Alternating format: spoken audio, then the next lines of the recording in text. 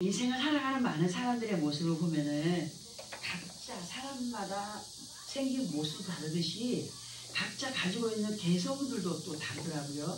비슷비슷하겠지만 한 뱃속에서 나온 형제 자매들까지도 그 개성들이 다 각각 있더라고요.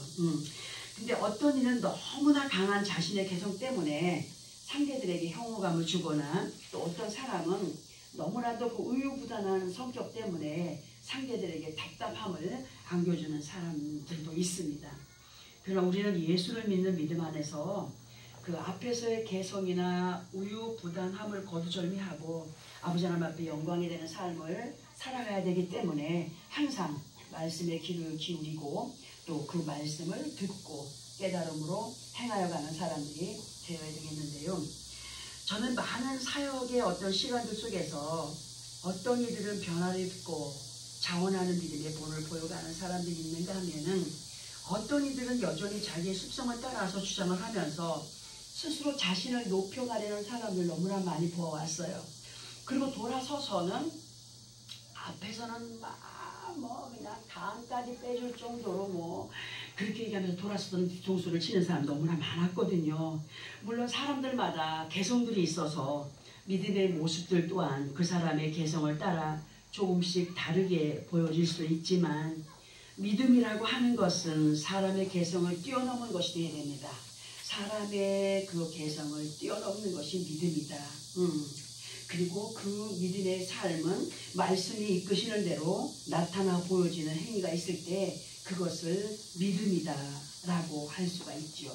빌립보서 1장 13절의 말씀을 보면은 너희 안에서 행하시는 이는 누구시니? 하나님이시니 자기의 기쁘신 뜻을 위하여 너희에게 소원을 두고 행하게 하시나니 하신 말씀을 따라서 볼 때에 우리에게서 나타나는 믿음의 행위는 인간이 갖고 있는 어떤 개성과 관계없이 아버지 하나님의 그 기쁘신 뜻을 위하여서 인간의 감정의 가타부타를 버리고 성령의 인도를 받아서 행하여 가는 것이 믿음이 기본이 되어져야 된다. 그것이 곧 변화의 삶이다.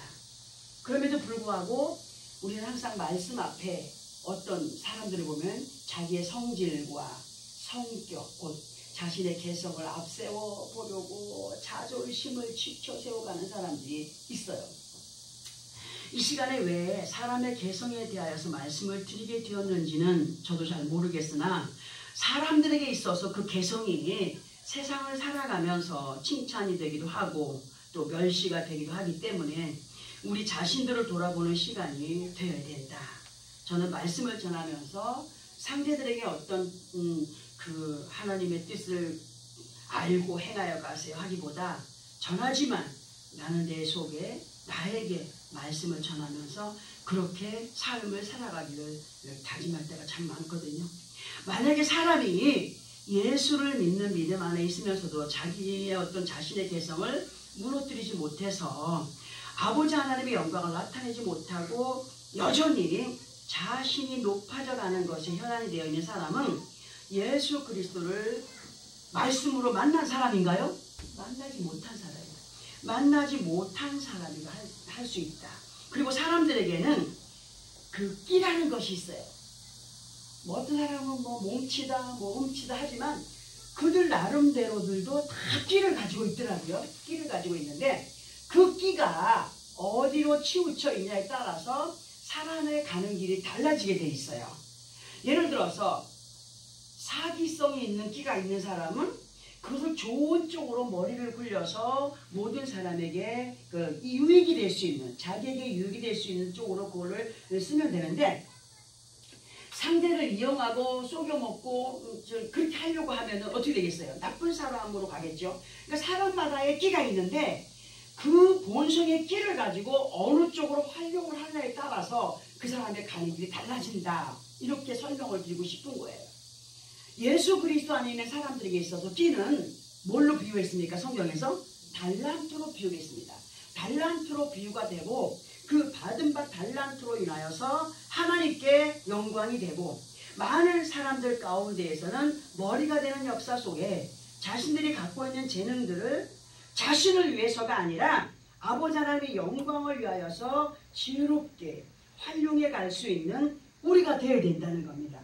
하나님께서 우리들에게 허락하신 달란트는 그 사람의 개성을 따라서 허락을 하셔요.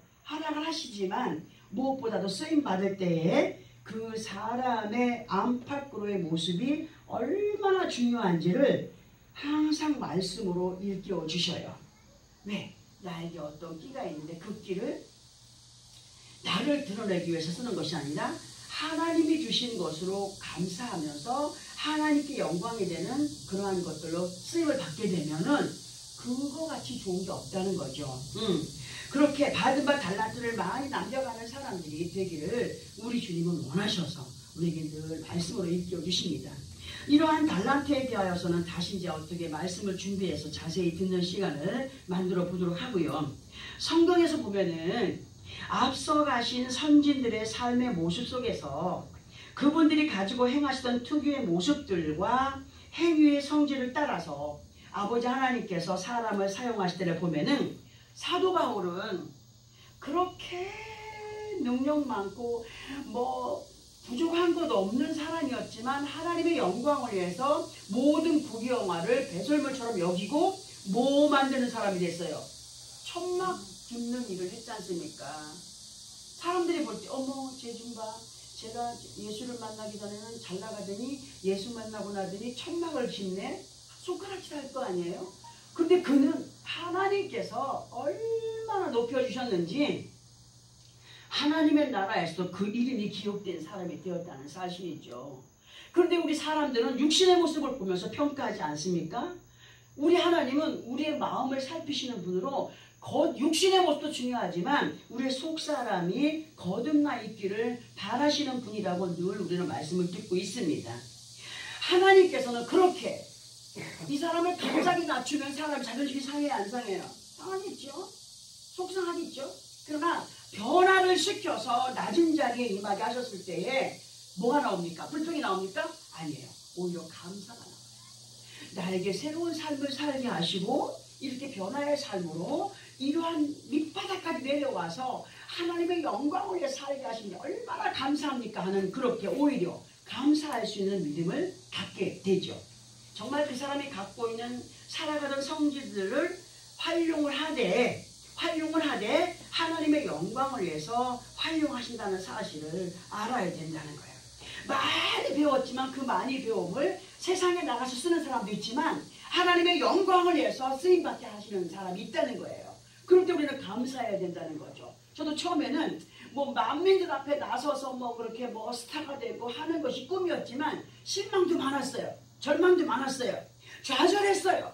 아유 이렇게 내가 살아서 뭐하나 죽고 싶었어요. 그러나 지금에 와서 나를 생각해 볼 때 하나님의 은혜가 얼마나 감사한지 몰라요. 나 같은 죄인들 부족한 자를 하나님이 쓰시려고 얼마나 고생을 하셨을까. 그런 생각을 하면서 그저 눈물이 나요. 그저 눈물이 나요. 우리는 정말 믿음 안에서 자신이 갖고 살아가던 그 개성의 성질들을 성령의 변화 속에서 아버지 하나님 앞에 영광이 되고 그분 앞에나 사람들 앞에 영원히 기억되어 순전한 믿음의 승리자들이 되어져 가야 된다는 겁니다. 우리를 사랑하시는 아버지 하나님께서는 예수 그리스도의 신부가 되는 우리가 험악한 세상 가운데서 행운 유수의 삶을 살기를 원하죠. 행운 유수, 갈행, 구름은, 푸를류, 물수. 그러니까 그렇게 아주 부드럽게 아름답게 그렇게 그러니까 이것을 한마디로 축소를 시키면 만사형통의 삶으로 이끌림을 받으면서 살아가기를 원한다. 그래서 오늘 본문에서 말해요.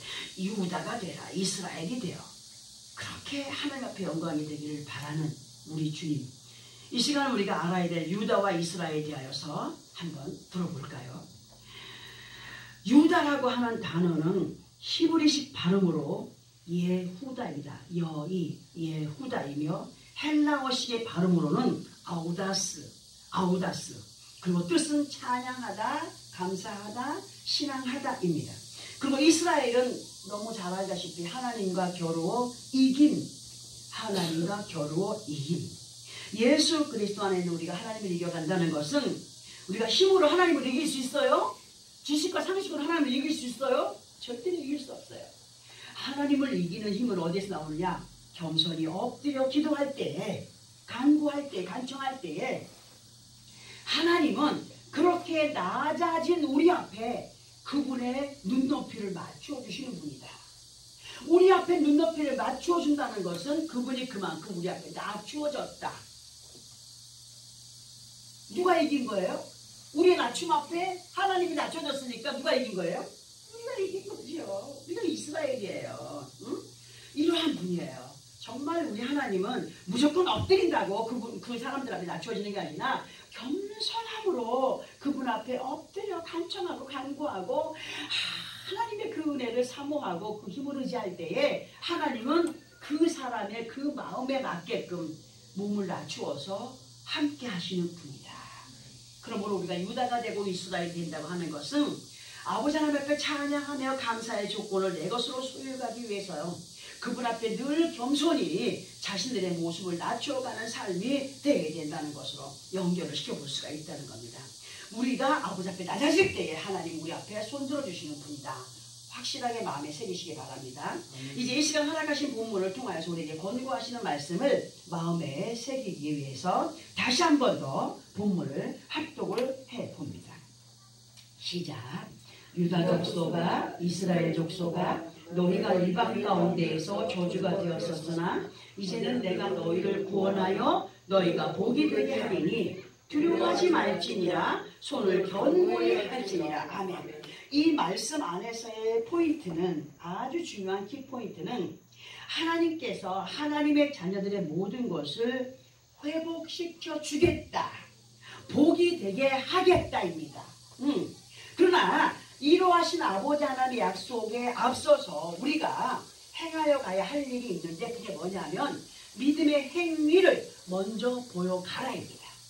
하나님의 약속이 중요한 것이 아니라 중요하지만 그것을 무조건 되고 하나님이 약속했으니까 이루어 주옵소서 이루어 주옵소서 이런 주장으로 가는 사람들이 아니라 하나님 앞에 먼저 믿음의 행위를 보여가는 사람이 될 때에 하나님의 약속이 완전하게 누구의 것이 된다? 믿음으로 행한 사람들의 것이 된다. 믿음의 행위는 의심이 있거나 불확실함 가운데 양다리를 걸치고 있으면 하나님께서 기뻐하시는 믿음의 행위를 할 수 없어요. 진실로 우리는 오늘 이 말씀을 대하는 듣고 깨닫게 하시는 이 말씀 앞에 진정한 믿음의 행위를 보여갈 수 있는 사람들이 되어져야 된다는 사실이죠. 이 시간 본문 마지막 부분에서 뭐라고 하시느냐 하면 뭐라고 했어요? 두려워하지 마라 하셨어요. 그리고 손을 어떻게 하라? 견고히 하라 하셨습니다. 이 말씀의 의미가 뭐냐? 우리는 이 말씀을 이렇게 들어봅니다. 너희가 세상 가운데에서 사람의 조롱거리가 된 적이 있느냐? 많지요. 너무 많아요. 이루 말할 수 없이 많습니다. 저에게는. 자, 또는 너희의 뜻대로 되어지지 않아서 낙심하며 실망한 적이 있느냐? 너무 많아요. 나는 너무 많아요. 말할 게 너무 많아요. 근데 지금은 없어요. 많았어요, 예전에는. 근데 이러한 일이 있었느냐 물으시면서 그러나 이제 걱정하지 마라. 내가 너희로 하여금 복이 되게 해주겠다. 아멘. 복 되게 해주겠다. 그러나 너희가 지켜 행할 것이 있으니 이것을 꼭 지켜 행하는 자들이 되라고 이 시간 우리에게 말씀해 주십니다. 그러면 하나님께서 우리에게 지켜 행하라 하신 것이 뭐냐 할 때 그것은 두려워하는 마음을 버려야 된다. 두려워한다는 건 뭐예요? 하나님을 의지한다는 거예요? 아니에요. 두려워하는 마음을 버리고 손을 견고히 해야 된다고 합니다. 손을 견고히 한다는 거에 대해서 한 5, 6년 전에 설교를 한번 한 적이 있는데 여기에서 손을 견고히 한다 하는 것은 뭐냐? 저 큰 집에 살다 나온 큰 집이 어디요? 유치장이죠. 그죠? 교도소죠. 그죠? 교도소에서 살고 나온 사람이 이제 딱 나오니까 같은 패거리로 있던 것들이 이제 끌어가려고 와. 그러면 이 사람이 변화됐어. 가지고 너 우리 편에 들어와서 또 이래라 그러면 아 형님 저 손을 씻었습니다. 손 씻었습니다 하잖아. 그거 뭐야? 다시는 이제 그런 짓 안 하겠습니다. 한다는 의미 아니겠어요? 우리에게 손을 견고히 해야 된다는 얘기를 합니다. 그러면 손을 견고히 하는 것이 의미가 무엇일까를 보아야 되겠는데, 쉽게 예를 들어보자면 어떤 사람이 자기를 해롭게 합니다. 그러나 함부로 할 수 없고 힘이 모자랄 때 그 억울함을 어떻게 표현합니까? 아가야들이 막 화가 났어, 약이 올랐어, 억울해. 이때 어떻게 합니까? 주먹을 꼭 쥐고 바라라라 떨죠, 그죠? 떱니다. 손에 힘을 꽉 쥐고 바들바들 떱니다. 그러니까 이 표현은 내가 오늘은 참는다, 두고 보자, 기필코 내가 이 원수를 갚으리라 하는 그런 의미가 되겠죠. 응? 이런 의미를 손을 견고히 하라는 의미와 연결을 시켜볼 때, 세상아, 너는 나를 이제껏 힘들게 하고 아프게 했지만 나는 기필코 이제 너희가 원하는 대로 내가 따라가지 않을 거야. 결단하라는 거예요. 결단하라. 나는 이제 아버지 하나님의 은혜 안에서 승리하며 세상인 너를 예수 그리스도로 정복할 때가 왔어. 딱 다짐을 하라는 거예요. 다짐을. 아버지 하나님, 저에게 믿음을 주소서. 믿음 없이는 그렇게 할 수가 없거든요. 또 성령이 내 안에 오셔서 성령의 힘이 내 안에 나를 치료하지 아니하면 절대로 그 결단했다고 해서 그것을 따라갈 수가 없잖아요. 성령의 충만함을 입고 하나님 나를 도와주십시오. 세상을 이겨 승리할 수 있도록 도와주십시오. 기도하는 모습이 우리에게 있어야 됩니다. 이 세상을 이길 힘가정으로 아버지 하나님 앞에 큰 영광이 되게 하소서 하는 각오의 다짐을 갖는 우리가 되어야 된다는 사실을 알려줍니다. 그러면 이러한 각오를 갖고 행하여야 할 믿음의 모습이 뭐냐 하면은 본문 아랫부분에 있는 16절, 17절을 함께 합독을 해봅니다. 16, 17절 시작. 너희가 행할 일은 이러하니라. 너희는 이웃과 더불어 진리를 말하며 너희 성문에서 진실하고 화평한 결단을 베풀고 마음에 서로 해하기를 도모하지 말며 거짓 맹세를 좋아하지 말라. 이 모든 일은 내가 미워하는 것이니라. 여호와의 말이니라. 자, 이 말씀 우리 읽을 때 부끄럽지 않습니까? 저도 한 번씩 그렇게 상대를 업신여길 때가 있어요. 그런데 여기 오랜 시간 동안 제 곁에 있던 분은 사람들이 나가서 저에게 어떻게 했다는 걸 알고 있어요. 알고 있죠. 근데 여기서 제가 그렇게 행했습니까? 안 했습니까? 안 했죠. 그 사람들이 거짓말했죠. 따졌습니까? 가서? 안 따졌습니다. 기도했습니다. 근데 지금은 그 사람들이 오히려 부풀렸습니다. 자기들이 잘못됐다는 것을 알았습니다. 아직도 모르는 사람들이 있습니다. 우리가 예수 안에 살면서 아버지 하나님의 보호하심과 약속하신 복을 누려가는 사람들이 되기 위해서는 아버지 앞에는 물론이거니와 나 아닌 다른 사람들에게 본을 보여가는 사람들이 되어야 될 것을 말씀을 해주시면서 너희가 믿음 안에서 행할 것 중에 믿음 없는 사람들과 또는 같은 믿음 안에 거한 사람들과의 어울림 가운데 거짓으로 행하거나 싸움을 부추기는 사람이 되지 말고 예수 그리스도를 믿는 사람으로 정직히 행하라고 오늘 우리에게 부탁을 하십니다. 그리고 무엇보다도 서로 해하기를 도모하지 말라고 했어요.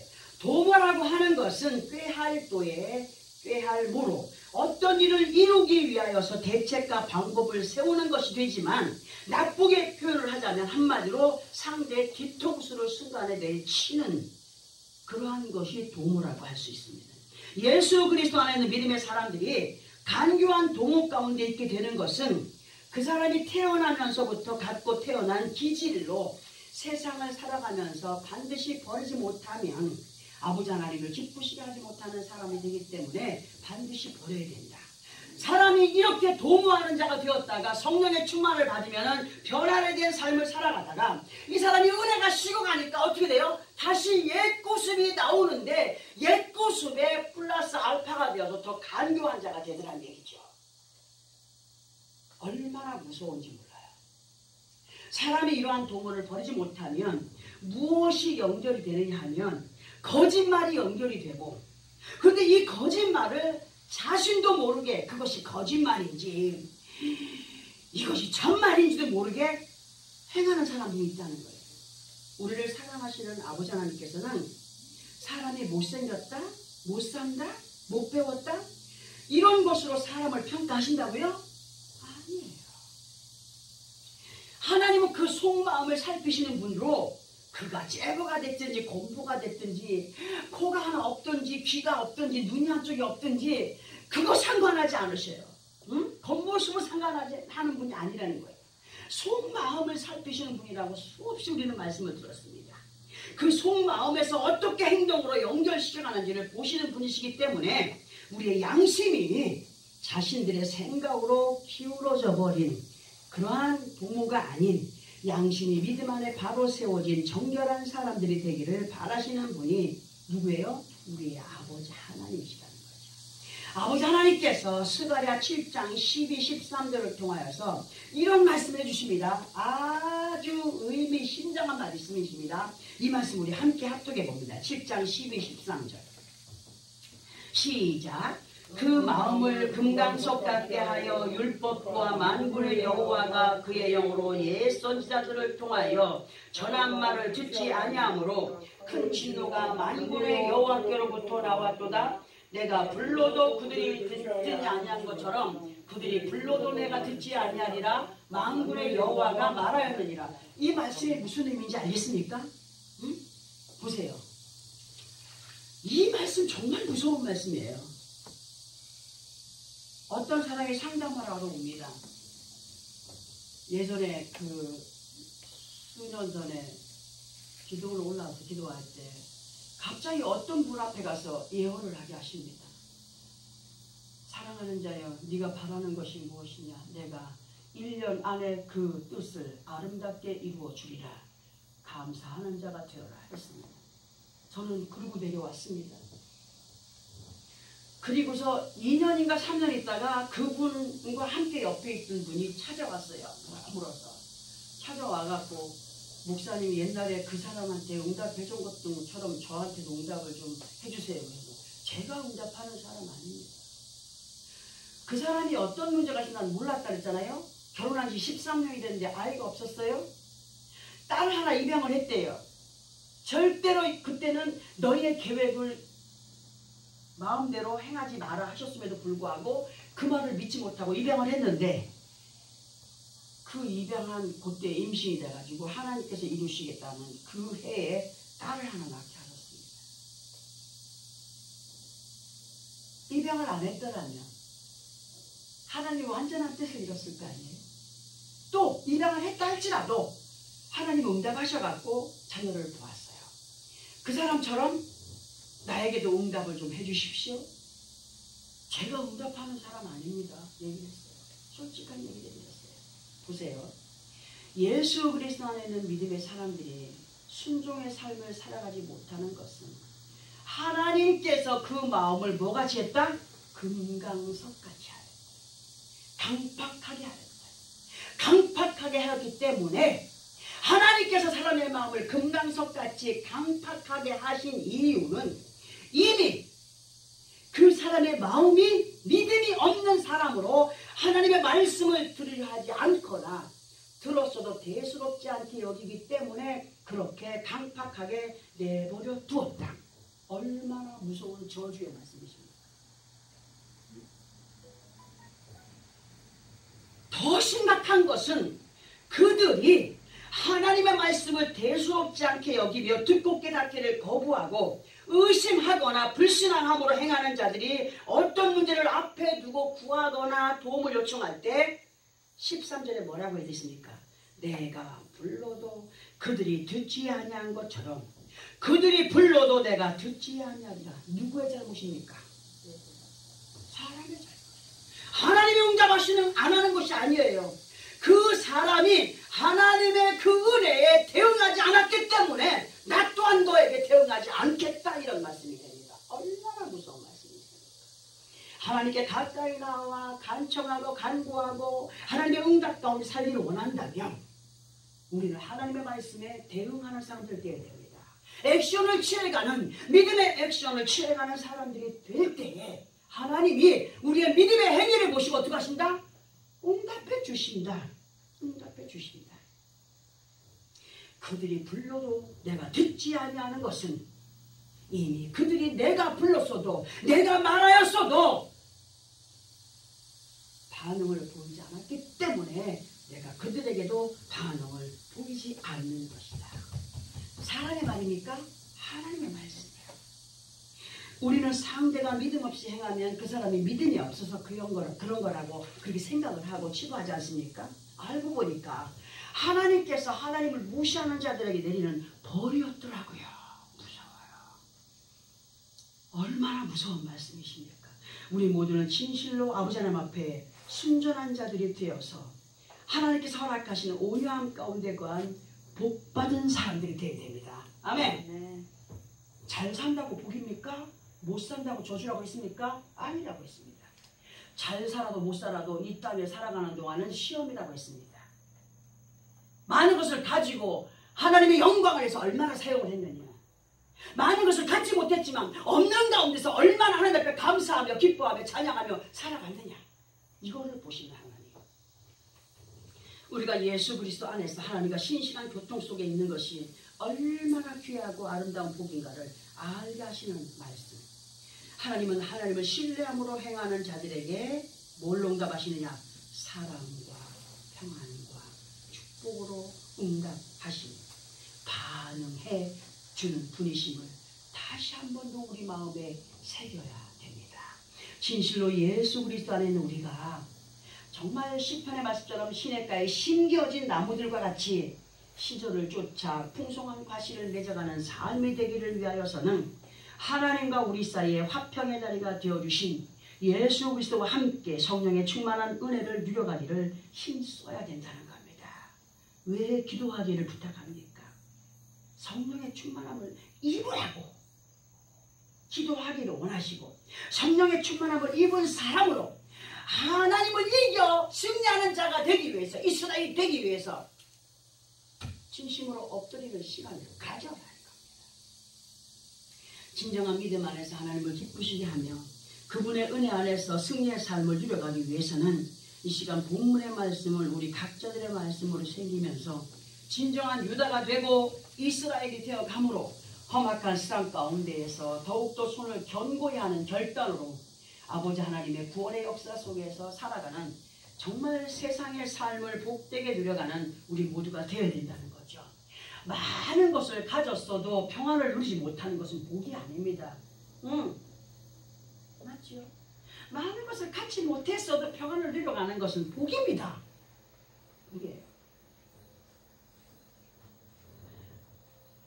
저는 많은 사람들 앞에 하나님의 진정한 복을 받아 누린다라고 자부합니다. 어느 곳에 가든지. 겉으로 보기에는 형편없어 보여도 나는 다른 사람이 갖지 못한 것을 너무나도 많은 것을 받아 누려가는 사람이기 때문에 나는 엄청난 복을 받은 사람이라 자부합니다. 아버지 하나님의 종으로 하나님의 능력 가운데 변함없이 살아가는 것이 나의 복입니다. 쓰임받다가 버림받지 않았기 때문에 나는 복받은 사람입니다. 그것이 내게 복입니다. 저는 당당합니다. 어느 곳에 가든지.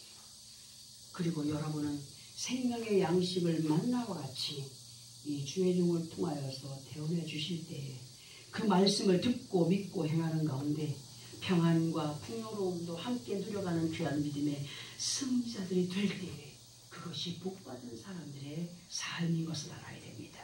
우리는 반드시 하나님께서 부어주시는 은혜와 사랑 가운데 더욱 열심을 내어서 믿음의 보답을 행하여가는 유다가 되어야 됩니다.